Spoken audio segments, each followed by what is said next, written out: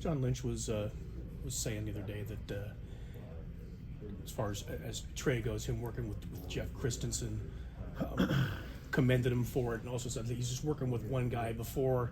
It's almost like having too many golf coaches. Like maybe he was kind of diluting his talent level by listening to having too many voices. Can you see a difference in the way he's delivering the ball now? Yeah, absolutely. Trey has gotten a lot better, and he's put. You can tell he's put a lot of time in. I think the way I kind of described it to you guys the last time we talked, first and foremost, he had to get healthy. Yeah. Because a lot of what he was struggling with from a mechanic standpoint stemmed from him not being healthy, which is really difficult. Mm-hmm. And then having to unlearn some of the things that he was doing because he was hurt with his finger, his mechanics.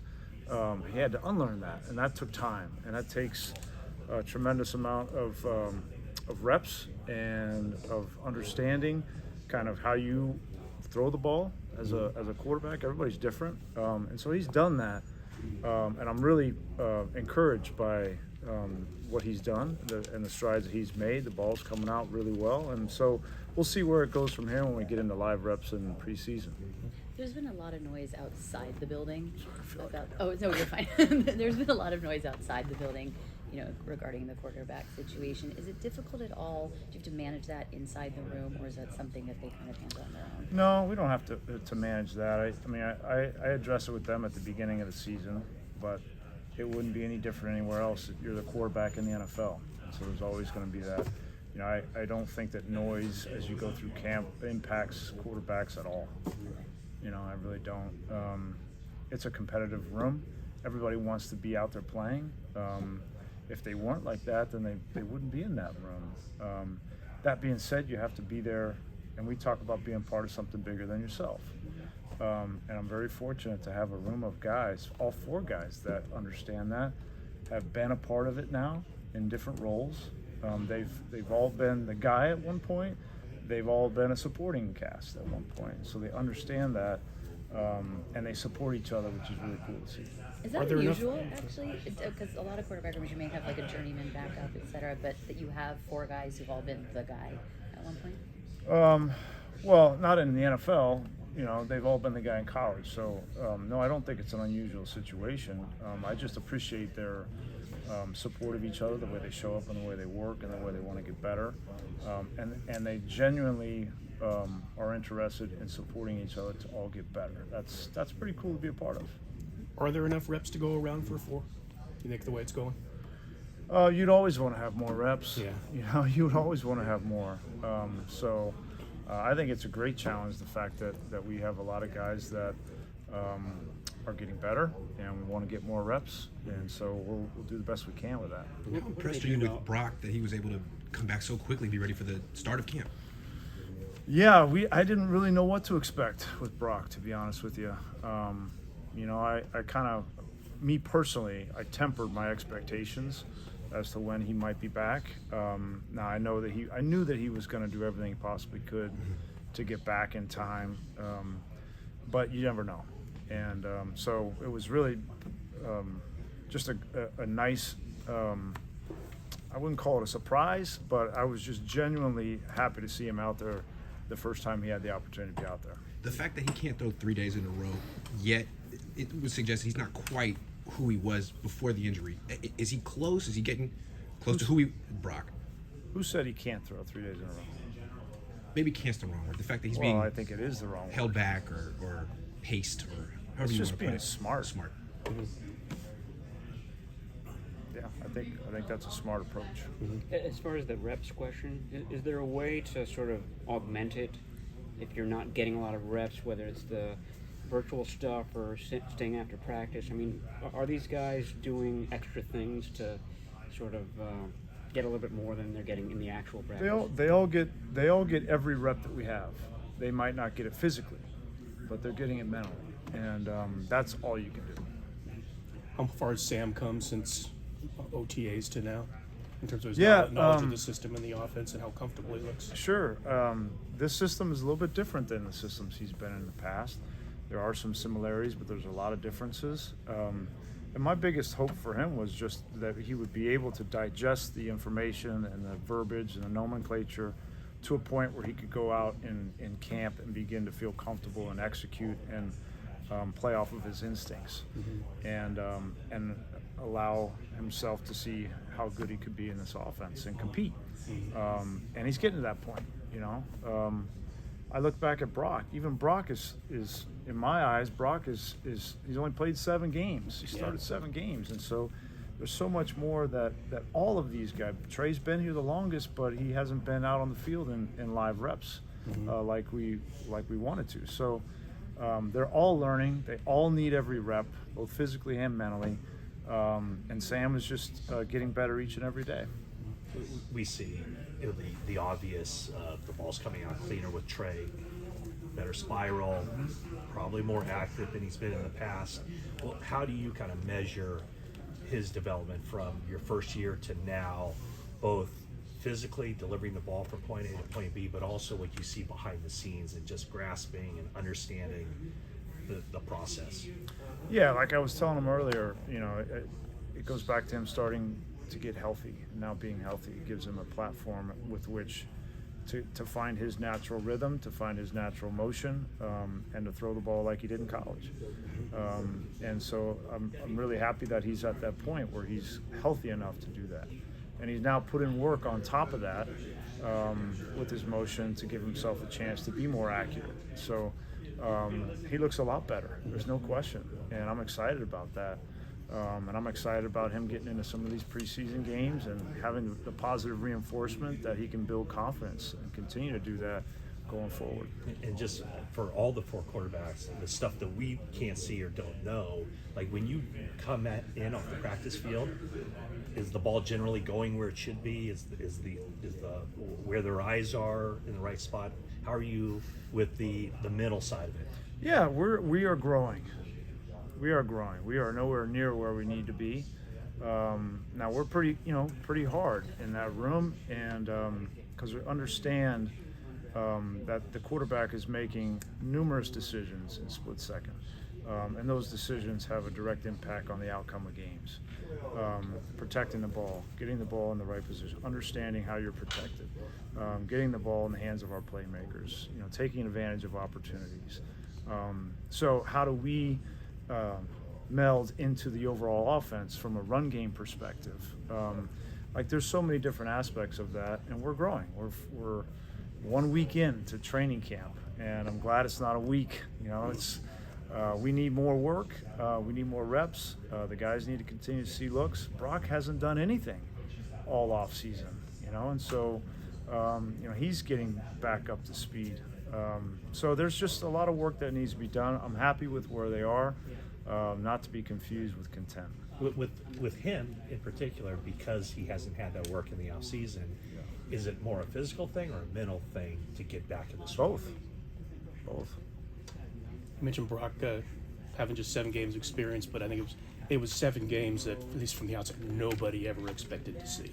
To step in for this team, be unbeaten, take to win 2 playoff games, and then he has the arm injury, and then he's walking the red carpet at the Super Bowl, and I mean, so many things happened to him. But is he still like the same guy that you first laid eyes on last year in terms of the way he carries himself and works? Yeah, you know, he really is. I think I said this last year. What he did last year was not normal. Yeah.